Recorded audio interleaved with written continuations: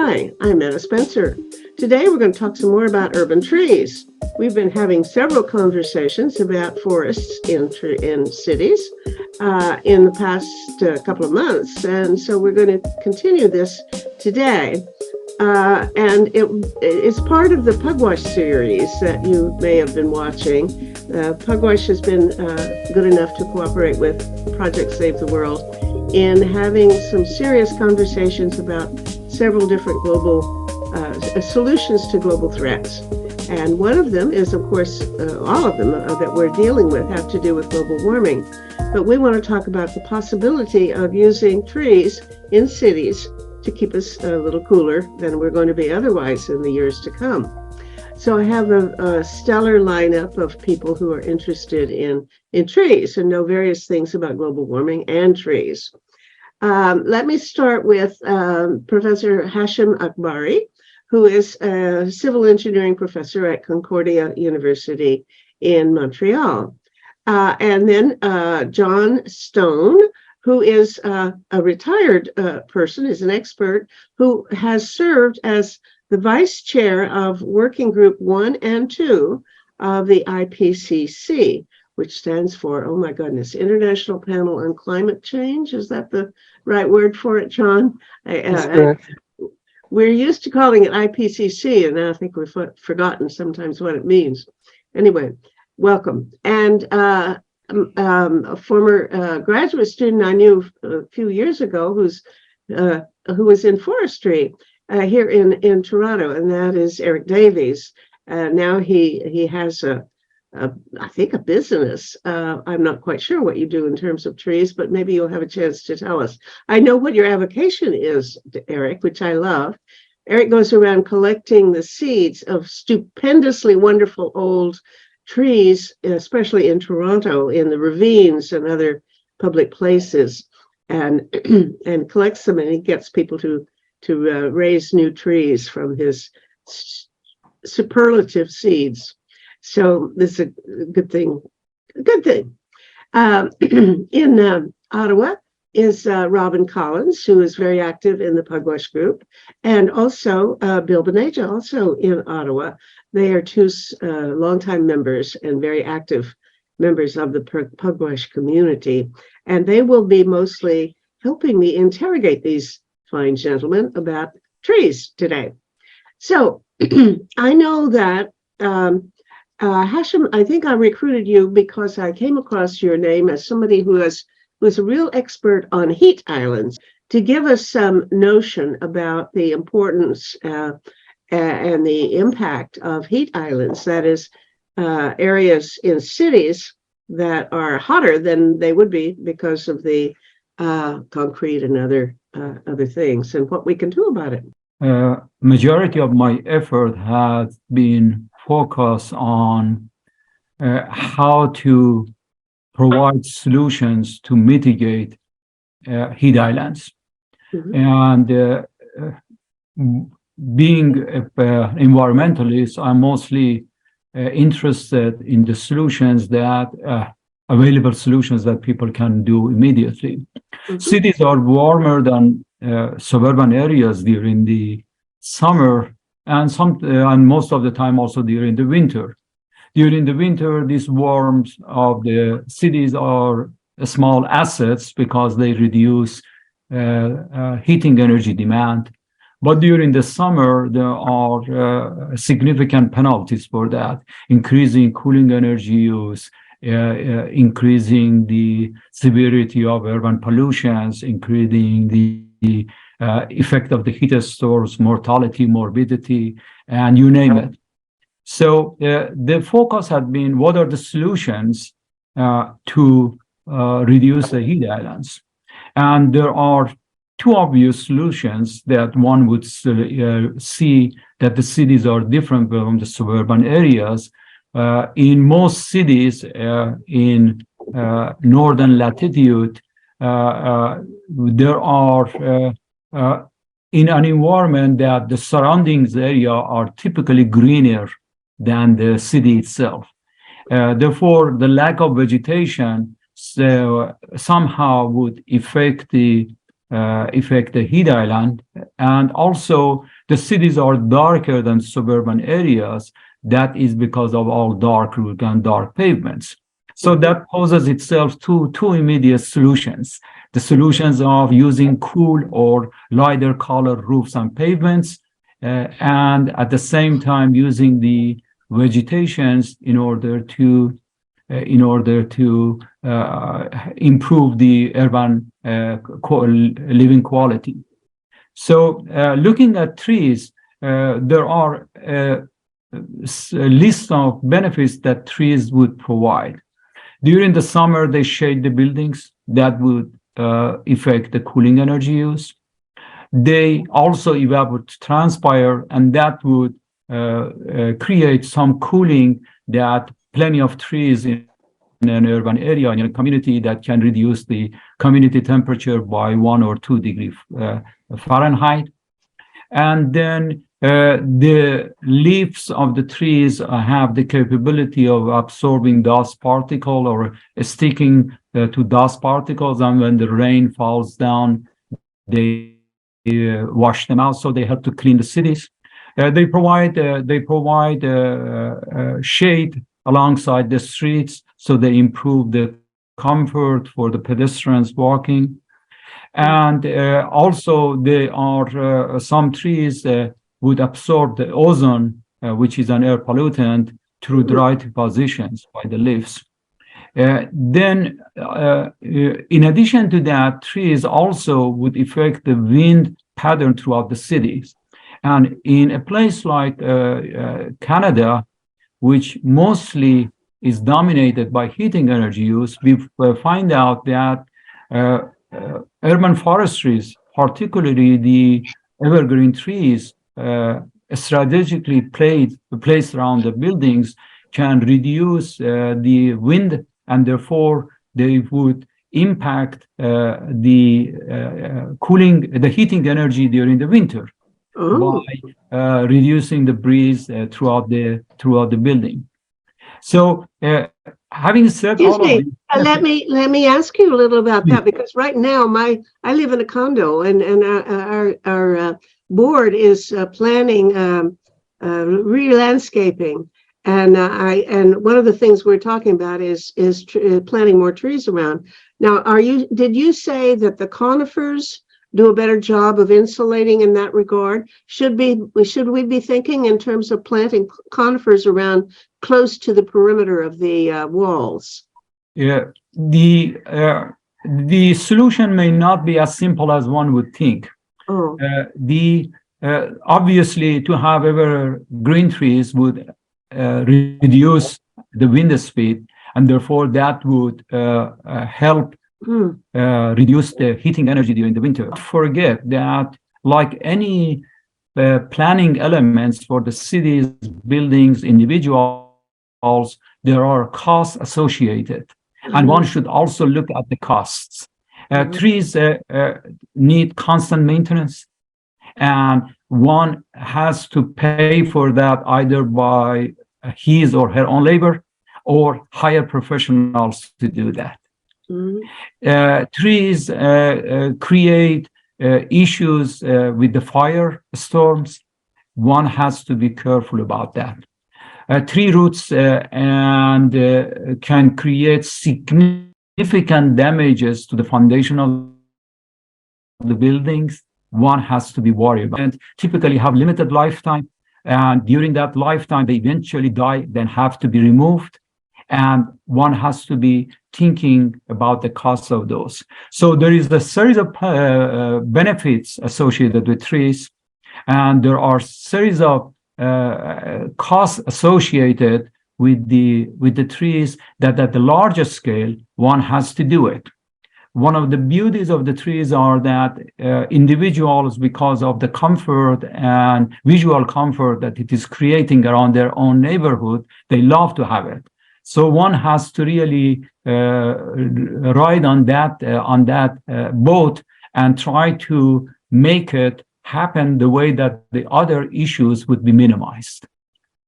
Okay, so it sounds like you have to get a computer out and figure out the cost benefit analysis. Is that right? Or is there a handy rule of thumb that you can give us that will give us enable us to make that kind of estimation in our heads?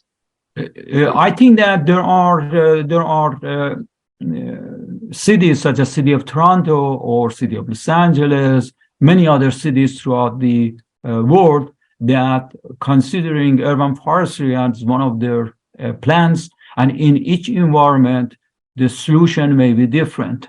In Canada, we are blessed with having plenty of water and water not being an issue. In California, having a little bit of green area costs an arm and a leg. So one has to be really careful about this. There is no rule of thumb. However, this is the point that I would make. If an individual is making a decision, one has to make sure or help that individual to make the right decisions. For instance, selecting trees that would be less costly throughout their life, and having a recommendation where to plant those trees, and so on and so forth. Thank you. Okay, I'm going to ask Robin to take over because I know you have some questions that you're just burning to put to somebody here. So I've been looking at Ronnie Drever and authored by, I think, 36 other people, a paper that came out 2021 on the natural climate solutions. A very significant paper, I think, but it looked mostly at the Canadian scenario or scenarios and tried to assess the relative significance of various carbon sequestration and climate change amelioration efforts. Without going through the list of what are the highest priorities, which would include grasslands and bogs and so on, there is a section on urban forests, and there's a supplementary research material for the paper that most people read.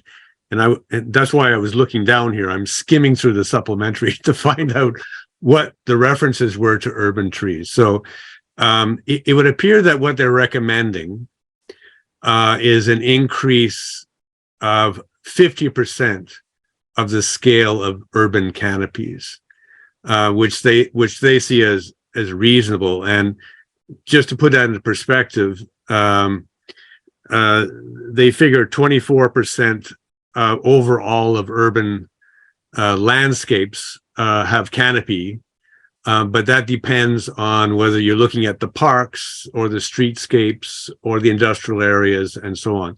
And they're suggesting it go from 24 to 36% within, a few decades, let's say. So I actually haven't got the percentage of improvement they anticipate the urban canopy growth will result in, and maybe some others here have some ideas about what's the bang for the buck here by increasing the urban canopy. I think Yashim, you quite well laid out what the attributes are, which is not so much sequestration of carbon, but the secondary, which is the cooling effect in the summer and the warming effect in the winter in Canadian landscapes by tree growth, which results in lower electricity use and thereby less carbon dioxide. So does anybody have any of the numbers of what we can expect in terms of the total problem, what urban trees might be able to resolve?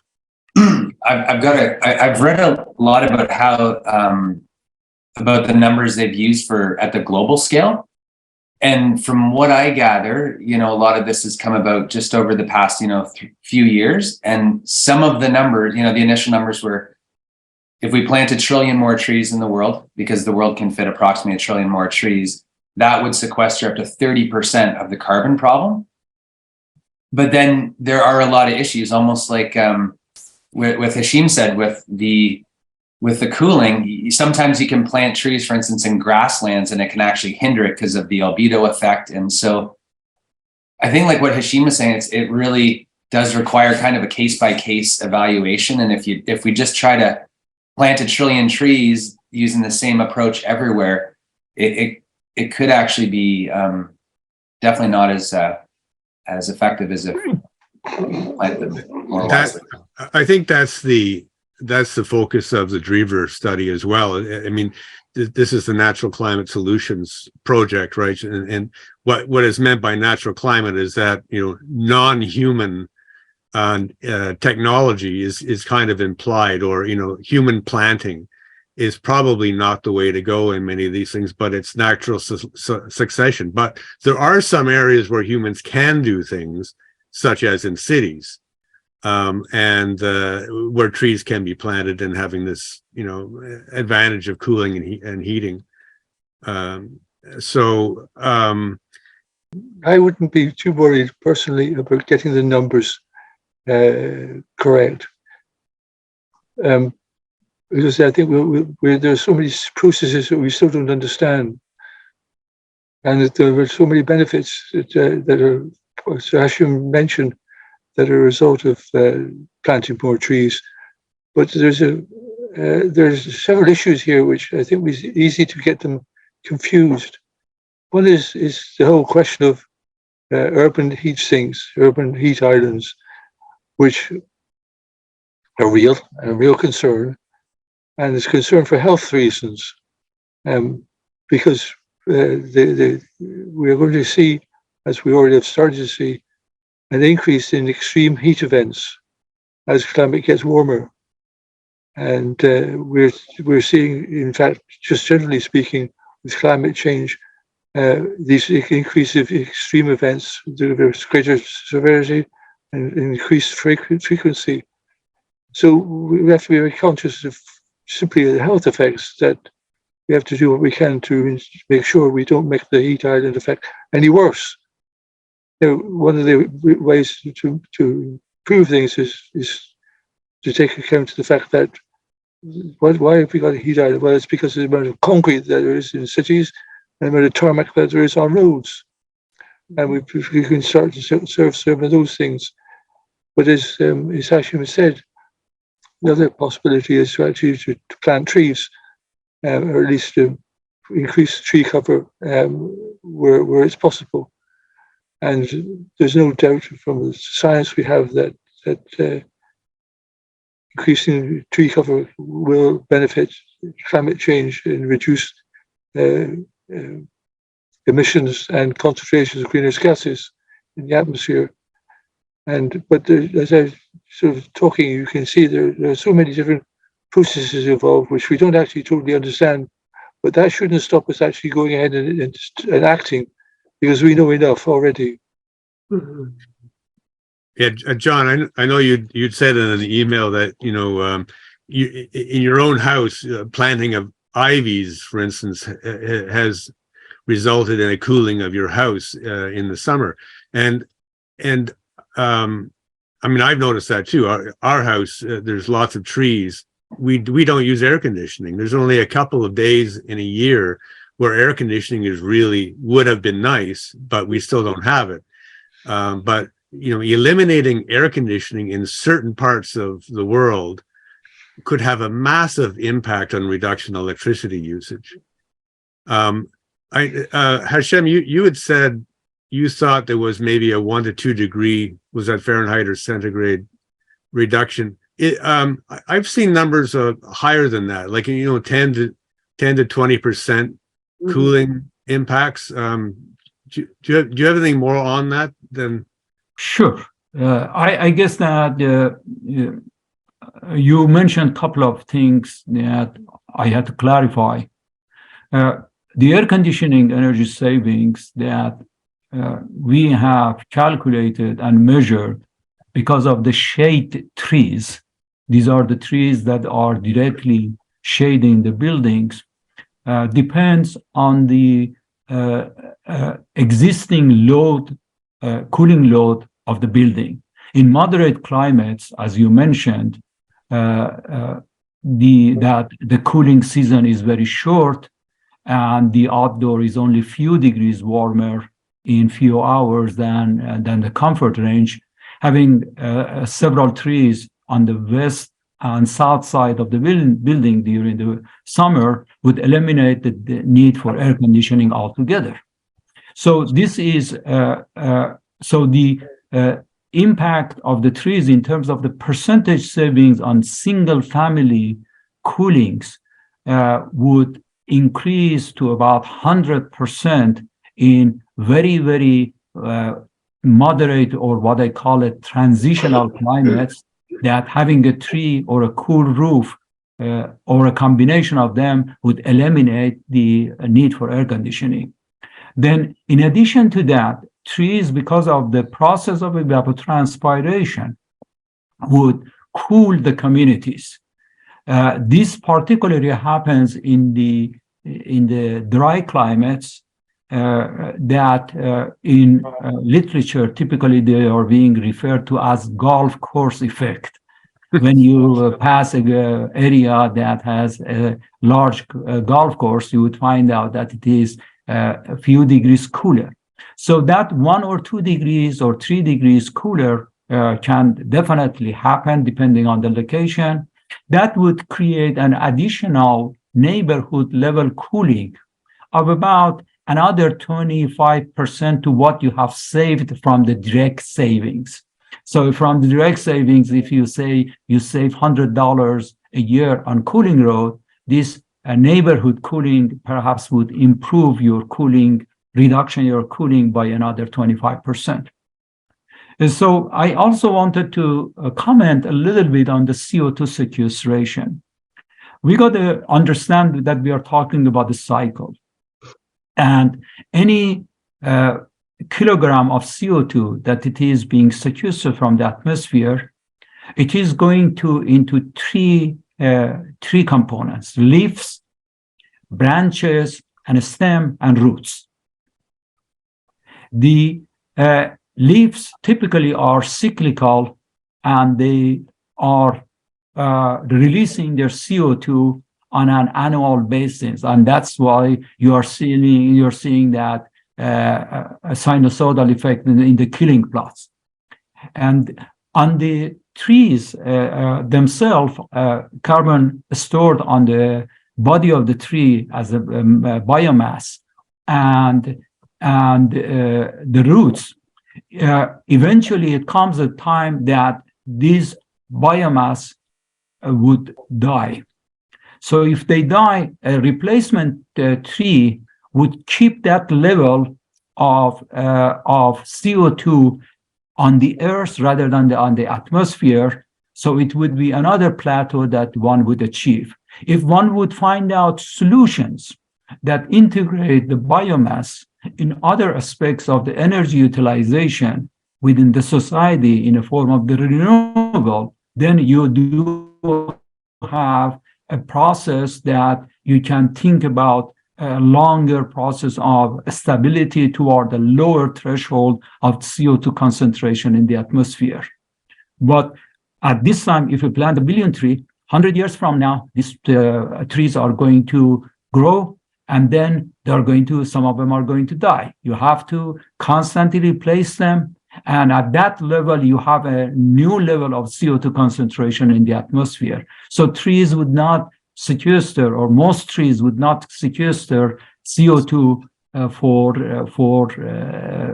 tens of thousands of years. The longest trees that I have ever seen lived are sequoias that live for about 3,000 years.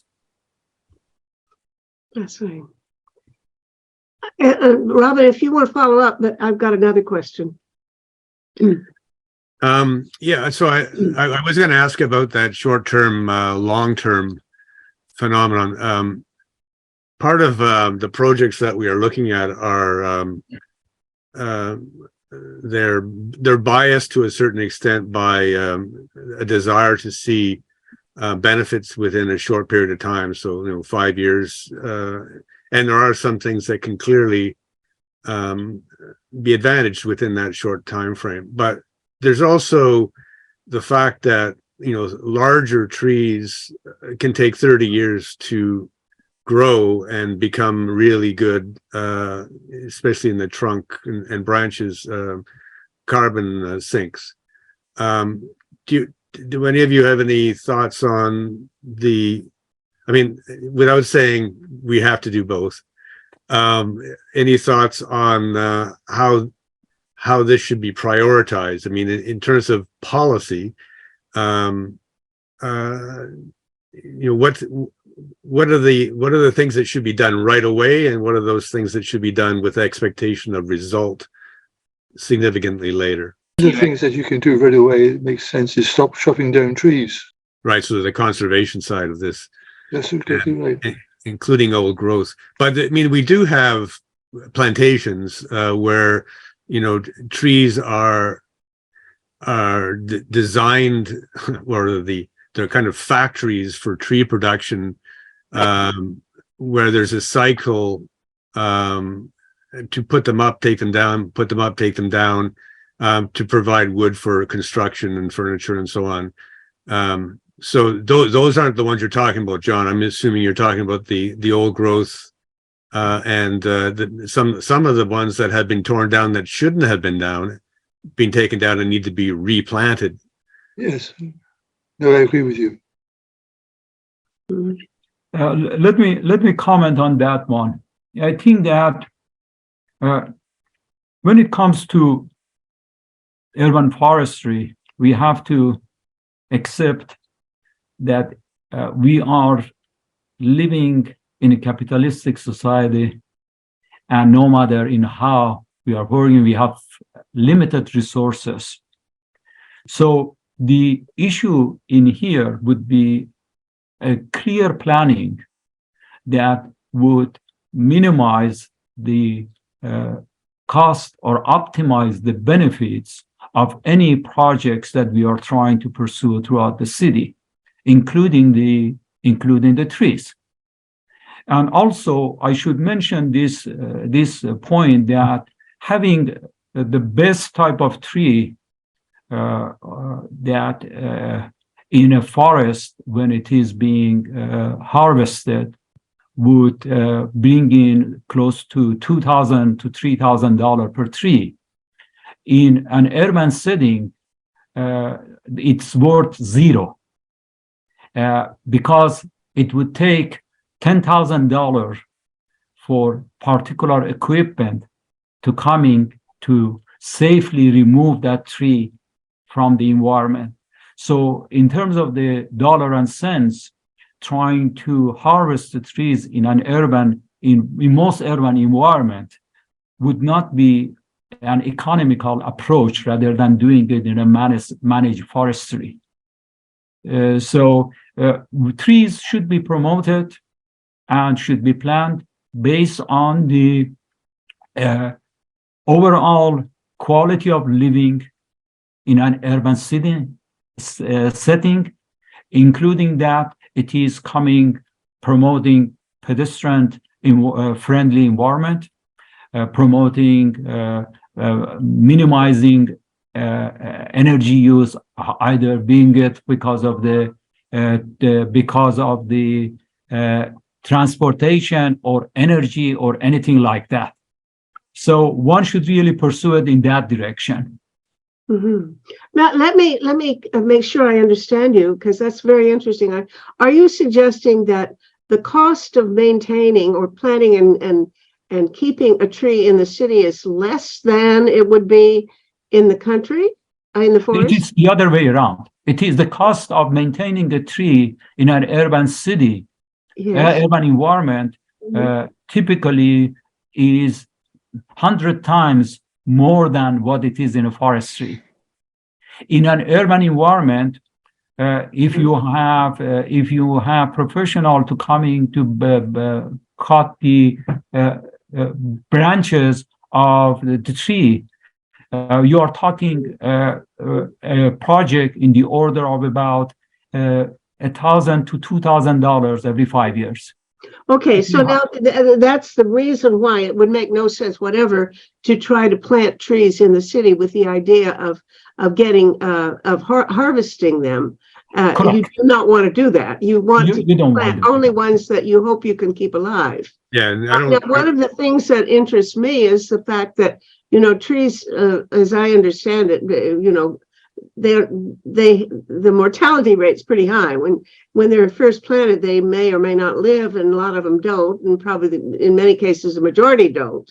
So if we planted trees out in the boonies where nobody can go, and just left them, the mortality rate's going to be pretty high. But if we planted trees where along roads, country roads, for example, which is, by the way, considered part of urban forestry, is the highways and the roads out in the country, but you know, along the farmlands. That if we planted trees along there, it's accessible so that people can go and water them, and if need be, prune them or whatever they have to do. So it would seem to me that the fate of a tree is much more promising if you plant it where there are people that can look after them than in a forest where they may or may not survive because of natural events. Am I goofy, or is that reasonable? You are absolutely correct in that respect. I add to that when in urban forest environment, say in California, they are harvesting an area, they replace every tree with about 10 seedlings.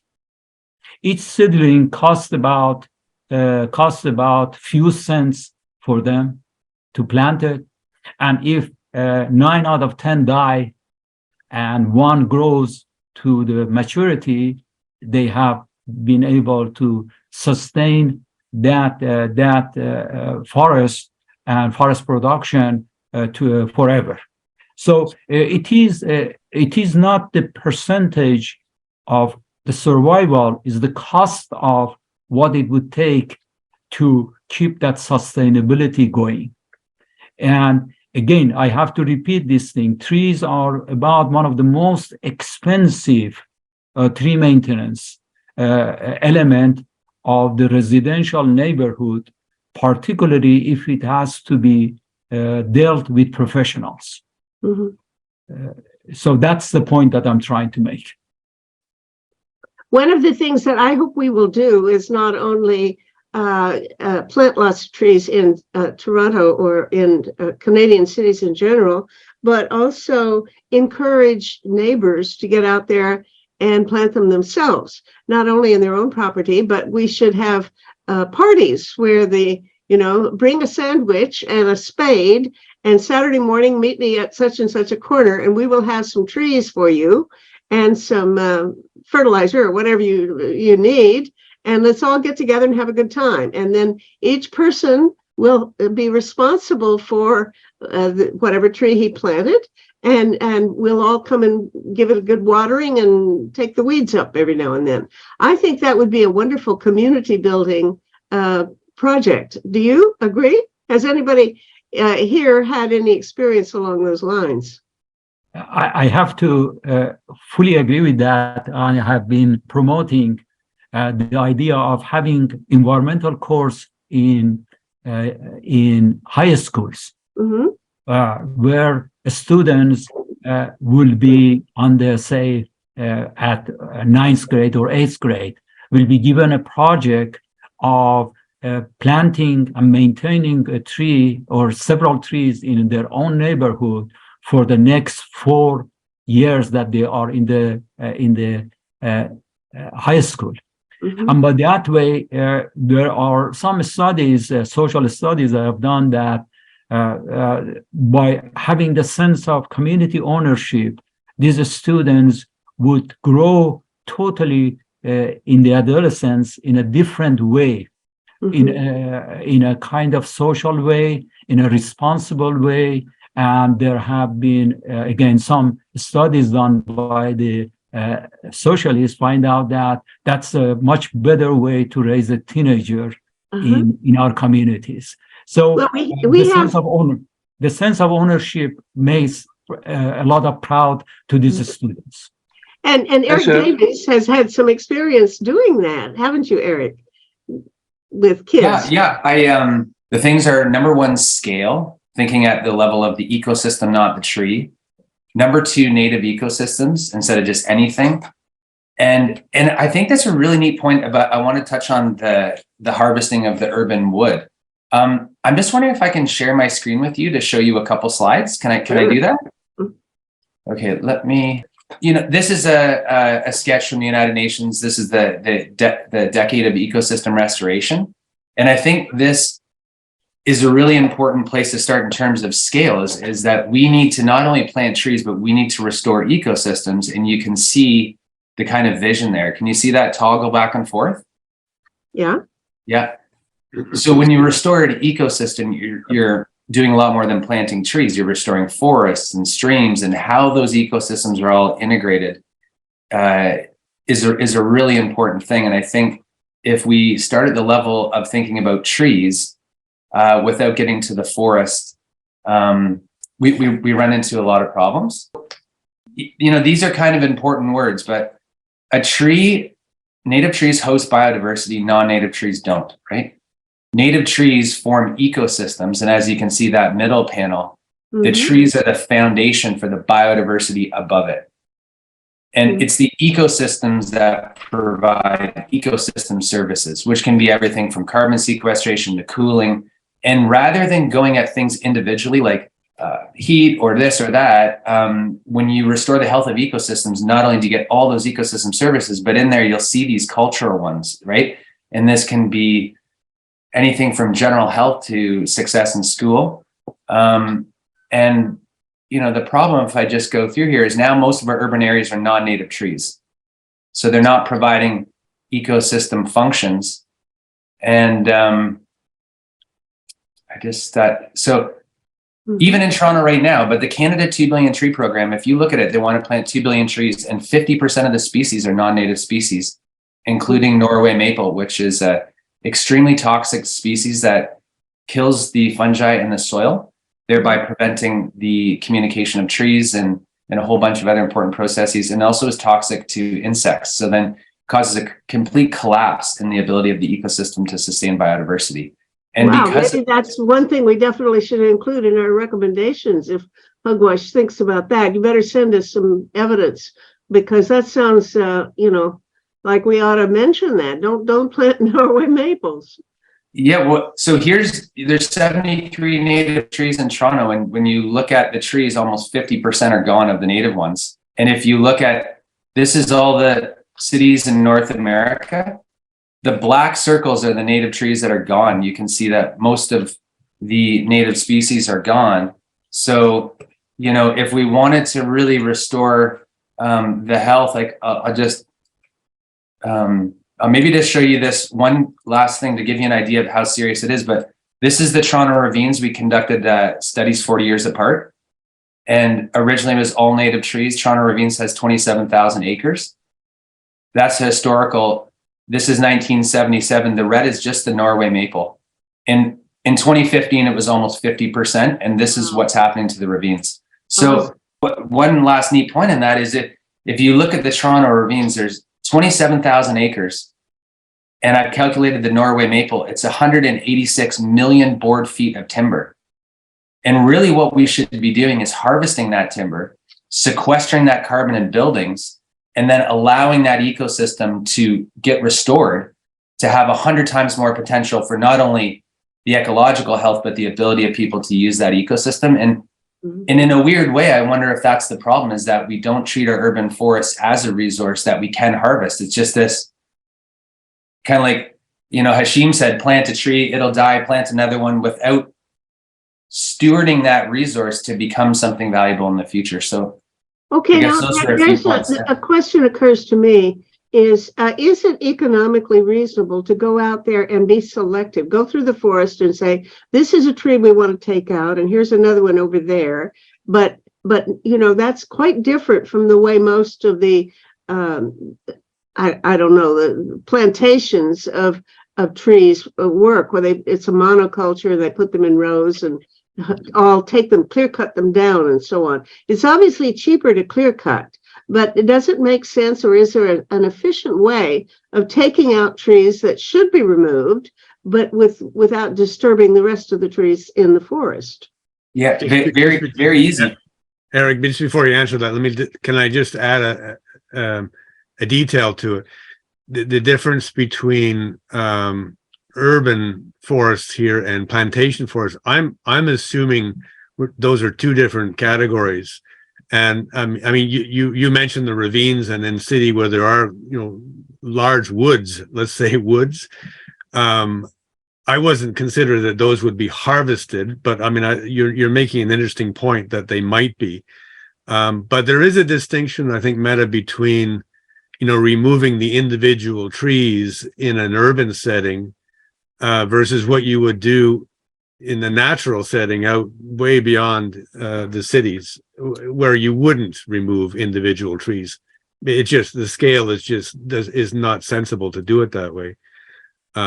So you need there's a natural process. I mean, this is part of the biodiversity aspect of it, but there's natural processes for forests to maintain themselves, and you want any replacement to enhance that process so that you don't have to have human intervention. Okay, there's a secret fight going on here between Robin and me. No, I don't. Let me just say that I think what you're saying, you're trying to make an argument for clear cutting, and I'm making an argument for trying to find a way to avoid clear cutting. I think that's what this is really. It's not actually, because the clear cutting of where there are tree plantations, where they're managed forests that are managed for the purpose of producing wood, those are clear cut. Yes. But I'm not talking about natural forests. I'm talking about regions in which you have trees that are planted specifically for human use and replenishment. But natural forests are sometimes clear cut. Yeah, well, that's a different argument, though. That's a different argument. Okay, but let Eric reply to me. Is it possible and economically realistic to go through and pick out a few trees here and there to remove without destroying the rest of a natural forest?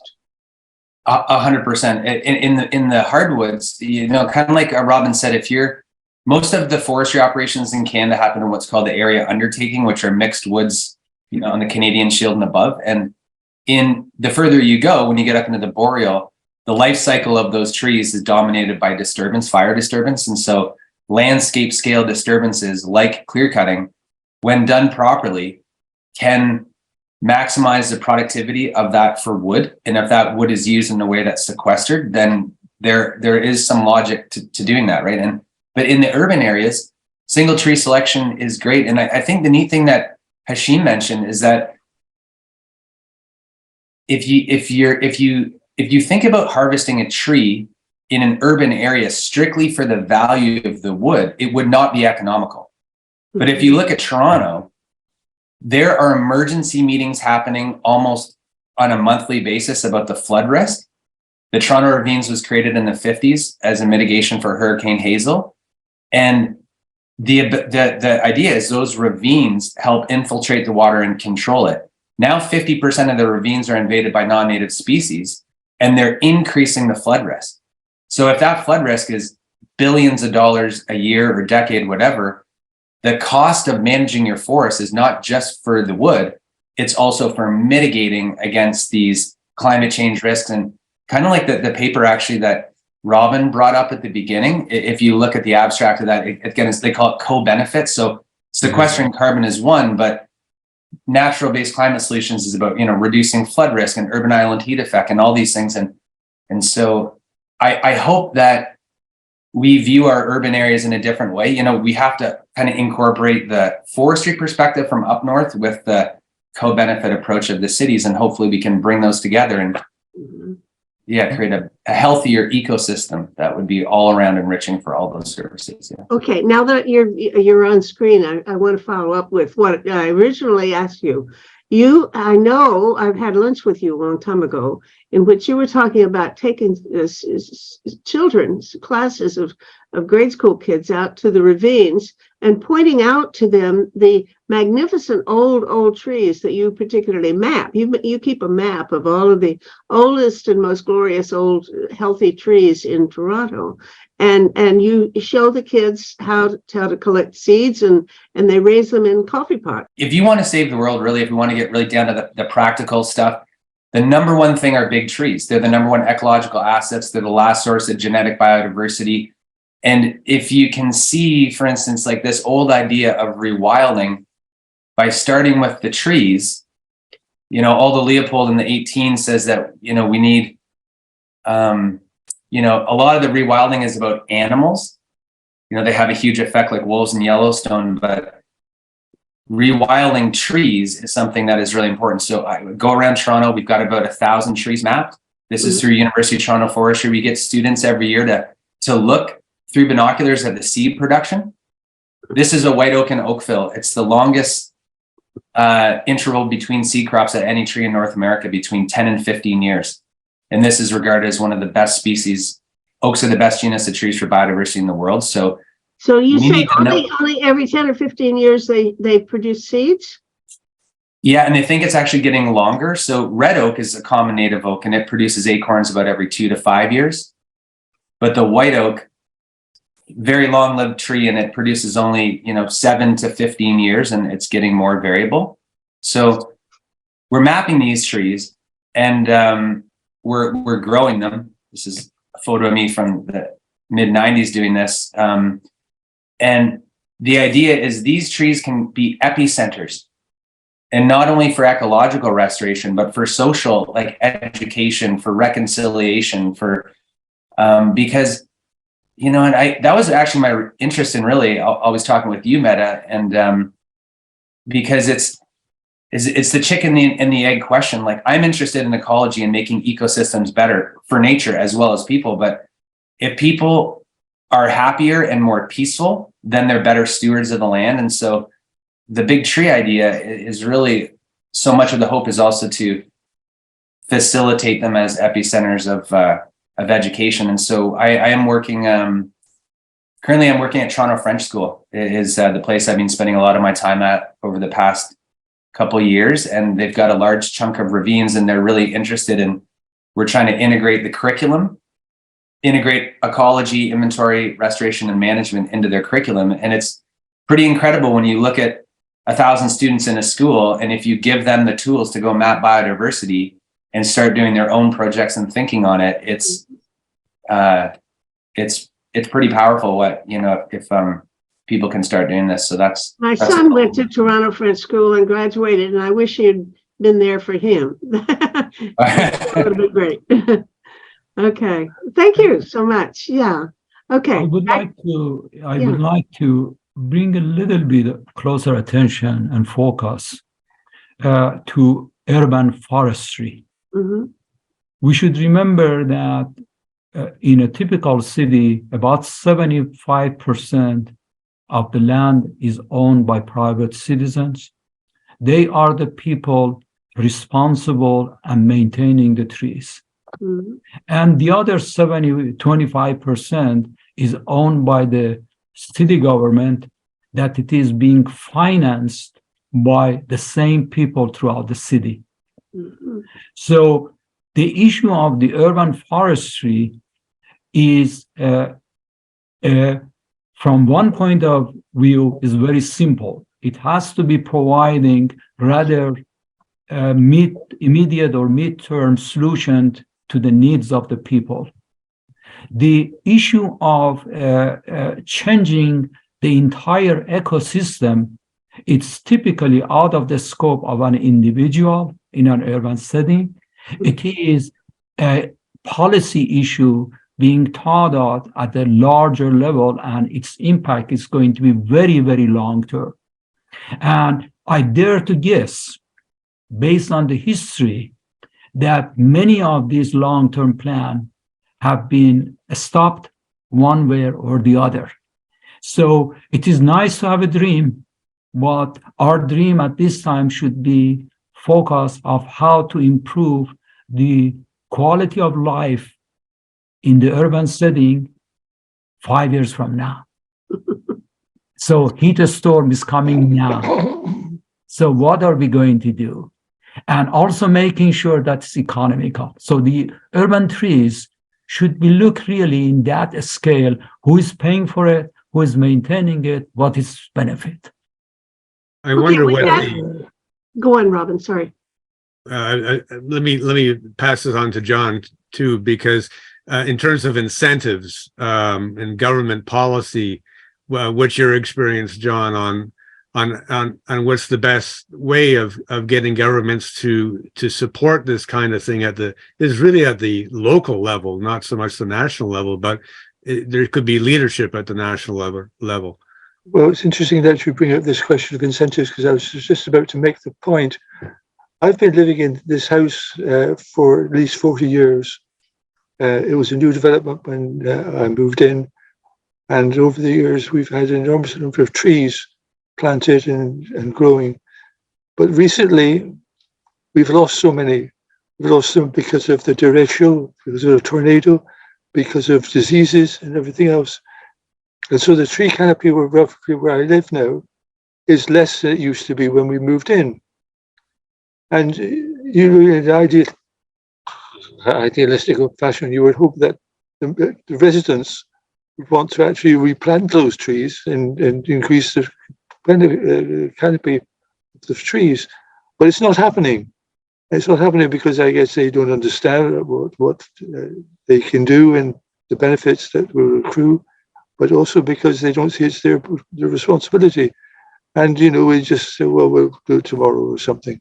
So we've been singularly ineffective in developing policies which will make sure people see it in their own interest to increase tree cover in the cities. I think maybe one of the reasons why people aren't inspired, I have exactly the same problem you're talking about. We had about 25 trees, and I think it was 6 or 7 have come down over the last 10 years, either by insect infestation or the derecho or other wind issues. But Hashim, maybe you can say something about ways that the public can be inspired to want to plant. I mean, one thing I was thinking about was, cities need to inform their citizens more clearly about the electricity benefits of planting trees and or bushes and shrubs for the winter windbreaks, and what the savings would be. There's all sorts of other benefits, I realize, aesthetic and otherwise, but just on the reduction of electricity for the carbon footprint. Surely there's ways that cities can measure the impact of trees being grown and report on them. It's sort of like maybe a report card every year on how many trees have gone up and how many have come down, that kind of thing. Mm-hmm. I would refer to 2 experiments. One of them was done during the Olympics in, I think that 1984 in Los Angeles, that 3 people managed to plant 1 million trees. And it was mostly an advertisement process, and seedlings were being distributed for free in the local nurseries. And then those 1 million trees were supposedly planted, but the rate of survival of those, as Matt was mentioned, it's a kind of was minimal. The other one was Sacramento Municipal Utility District, SMUD for short, about 2 decades ago, embarked on a tree planting program. And these trees were being planted by the professionals, and they managed to have these trees planted either on the private properties or alongside the street at a very, very reasonable cost. And the SMART was promoting it primarily for energy efficiency, improvement of the energy. Los Angeles is promoting it for water conservation because trees are shading the lawns that consume a lot more water. So each locality has its own specific issues that one has to be worried about it. And trees for parking lots to shade the cars is another program that it is being promoted by many cities throughout the country. So examples of these are huge, but they are not widespread everywhere. Mm-hmm. And there are good reasons for that. Money. I'd like to go back to John's mention of having ivy on his walls outside, and I think it's not our bailiwick because we're talking about trees, but it's relevant. And but I'd heard that ivy damages brick walls. That as it climbs up there, it kind of interferes with the grout and something. So the question I would have is, could we recommend that people plant ivy on their brick houses? A lot of houses in Toronto are brick, mostly. And could we recommend that, or would we have to take into account some of the things that Hashem has already mentioned, the cost-benefit analysis of doing it? Criticism as well that it damages the walls, but from my own observations, that's not the case. Oh, good, fine. So you recommend ivy? Well, it's just there's so many things we can do on our own if we want to, and I mean, for example, I didn't used to have air conditioning in my house until 2 years ago, because I found that if we got screen doors at the front and the back of the house, windows that could be opened and closed, just at times through the day, we could survive with the heat and humidity, and we didn't need air conditioning. I changed my mind recently because I'm getting older and because the number of extreme heat events are increasing. Mm-hmm. But just like other people mentioned, the air conditioning doesn't come on more than 2 or 3 times during the summer. But so there are things which you can do, like opening and closing screen doors. And I don't have a dryer in my house, because I can dry the clothes indoors in this winter, simply because the relative humidity is so low, and in the summer I can put the clothes out to dry outside. And so there are all sorts of things we can do simply to counteract this climate change impacts. Okay. Yeah, the air conditioning box isn't the problem; it's turning it on. Right, you can still have air conditioning, but if you don't use it, you've reduced the electricity. So you can still do all these improvements, even if you've got air conditioning. Yeah. The point is that you're going to lower the temperature, and then you won't have to use it as much. And same with planting bushes and shrubs for the winter. A lot easier to plant bushes and shrubs and to prune them than to plant trees. And they have this windbreak capability. I don't know as much about. Hashem probably knows more about it. But you plant them, I think, at least a foot away or something. There's a buffer zone that's created, and anyway, it's all laid out. But people don't know about these things. So I think that's part of the problem. People think of shrubs. I live in a high rise, and I have a balcony. It hadn't occurred to me I could plant something in planters on my balcony. Is there any? Let's assume that in my 23-story building that all have balconies. Would it be useful to get people to put trees and planters on their balconies? Well, they would have a minor effect. I mean, the transpiration alone, the water transfer process would have a cooling effect. I mean, others might have. It would be small, but it wouldn't be zero. Maybe Hashem, can you estimate? Is it worth even proposing? No. No? There you go. Okay. Again, the reason that it is no is if a person would like to have a small shrub or a small plant on their balcony and enjoy it, they should do. But Mm. if you are trying to think about planting a tree on the 20th floor of a building, you got to make sure how that tree would be 10 years from now. Mhm. And if that tree grows and destroy and creates an extra weight on the balcony and forces the balcony to fall down, then these are all the issues that you have to think about. That it's one has to be. It is the question of dollar and cents fundamentally, and the benefit of that you get mostly is visual benefit and enjoyment that you are taking care of a living being to be a tree, and that's the benefit that you have. We all spend hundreds of dollars every year in gardening, and next year we do the same thing. We never claim that it would improve our air quality, it improves our energy efficiency, but definitely it improves my quality of life. That is wonderful. Okay. Well, I've enjoyed the quality of life in our conversation today. I think it's been good fun, and I've learned a lot. So our time is up, and I want to thank everybody for the contributions that you've made along these lines. So we'll see what comes of this. Let's see what we can promote. All right. Thank you all. Bye. Thank you all. Thank you. Bye-bye. Bye-bye. Pleasure Thank you. meeting you.